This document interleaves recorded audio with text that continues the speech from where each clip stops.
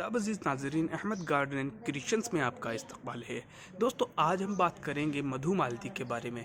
बहुत ही खूबसूरत बेल होती है गर्मियों के लिए, और जब भी इस पर सीज़न आता है मैं वीडियो बनाता रहता हूँ, आपको दिखाता हूँ। और दोस्तों, ये एक ऐसी बेल है, इस पर काफ़ी वक्त तक फूल खिलते हैं। अब देखिएगा, आप महीनों से इस पर फूल खिल रहे हैं। यहाँ पर आप देख सकते हैं कि कितने ज़्यादा फूल हैं, कितने बड़े बड़े फूलों के गुच्छे हैं यहाँ पर। पूरी बेल पर आप इस तरह से लदे हुए हैं। और अभी सुबह का वक्त है, तो मैं दिखाना चाहूँगा कि इस पर बहुत से फूल अभी सफ़ेद हैं, और ये जैसे जैसे धूप बढ़ती जाती है तो इसके फूल फिर लाल कलर इख्तियार करते जाते हैं। तो इसकी बहुत ही अच्छा कॉम्बिनेशन बिल्कुल सुबह के वक्त दिखाई देता है, बल्कि जो रात के वक्त इसके फूल खिलना शुरू हो जाते हैं और सुबह होती है, और फिर जैसे जैसे दिन बढ़ता जाता है, धूप लगती जाती है, तो फूलों का कलर जो है वो डार्क होने लगता है। तो दोस्तों, अगर इसकी केयर के बारे में हम बात कर लेते हैं। दोस्तों, वैसे तो ये बेल ज़मीन में लगाने की है और ज़मीन में ही अच्छे से ग्रो कर सकती है, लेकिन गमले में अगर लगाते हैं तो गमले में भी हमें कुछ ख़ास बातों का ध्यान रखना होगा। लेकिन पहले मैं ज़मीन के बारे में बात कर लेता हूँ। जब हम इसको ज़मीन में लगाते हैं तो एक सीज़न में इस पर फूल आना स्टार्ट हो जाते हैं। जो दूसरे गार्डन में मैंने बेल लगाई थी, वो मैंने तकरीबन पिछले साल मार्च के महीने में लगाई थी, और 4 से 5 महीने बाद उस पर फ्लावरिंग स्टार्ट हो गई थी। तो इस तरह से बहुत लोगों ने, जब पिछली बार मैंने ये वीडियो डाली थी तो उस पर भी सवाल आए थे कि कितने दिन में फ्लावरिंग स्टार्ट हो जाती है। तो अगर आप जब लगाते हैं, अगर आप दिसंबर के आसपास लगा रहे हैं, तो पहला सीज़न जब इसका ये अप्रैल मई के आसपास आएगा, तब इस पर फ्लावरिंग स्टार्ट हो जाएगी। और अगर आप मार्च अप्रैल के आसपास लगा रहे हैं तो सितंबर से अक्टूबर तक इस पर एक बार फ्लावरिंग स्टार्ट हो सकती है।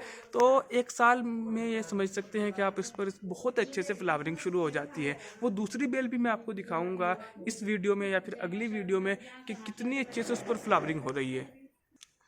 तो दोस्तों, इसको हमें ज़मीन में लगाना है और ज़मीन में हमें कंपोस्ट खाद देना है। और जब इस पर फ्लावरिंग का सीज़न आता है तब हमें इसमें डीएपी और एनपीके दोनों को डिज़ोल्व करके 15 से 20 दिन बाद देते रहना है, तो बहुत ही अच्छी इस पर फ्लावरिंग होगी।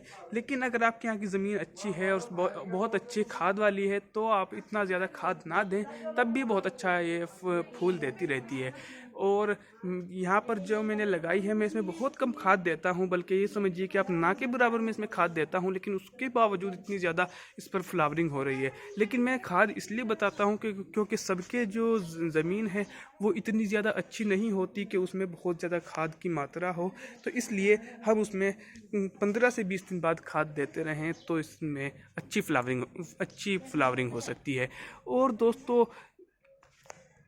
इसको उगाने का तरीका, हम इसको कटिंग से उगा सकते हैं, और आने वाली बरसात में हम इसकी कटिंग भी लगाएंगे, वो वीडियोस में आपके साथ शेयर करूंगा।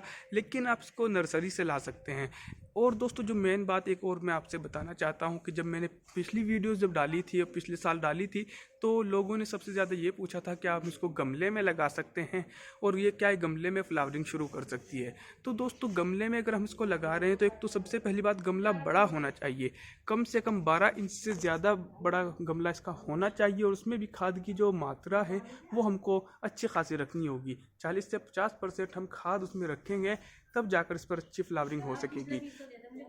और वक्त पर हमको इसमें डीएपी और एनपीके का जो सॉल्यूशन है वो भी डालना पड़ेगा, तब जाकर फ्लावरिंग हो पाएगी।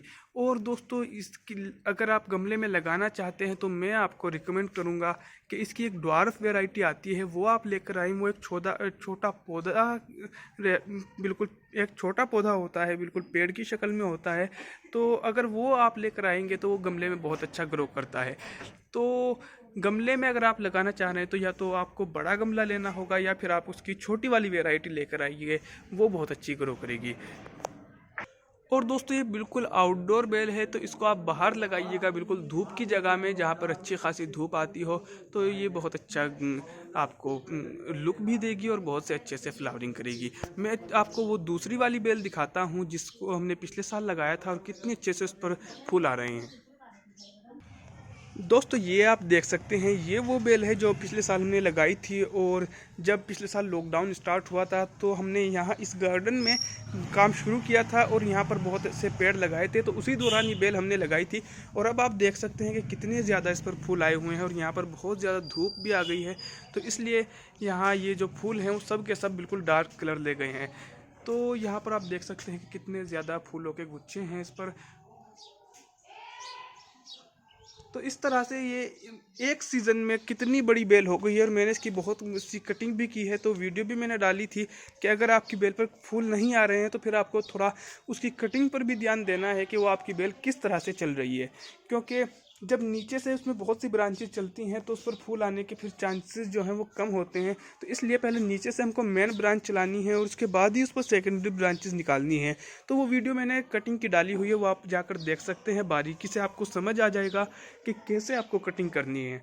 तो दोस्तों उम्मीद करता हूँ कि वीडियो आपको अच्छी लगी होगी, और अगर आपको वीडियो अच्छी लगी है तो वीडियो को लाइक कीजिएगा, और चैनल को अगर आपने सब्सक्राइब नहीं किया है तो चैनल को सब्सक्राइब कीजिए।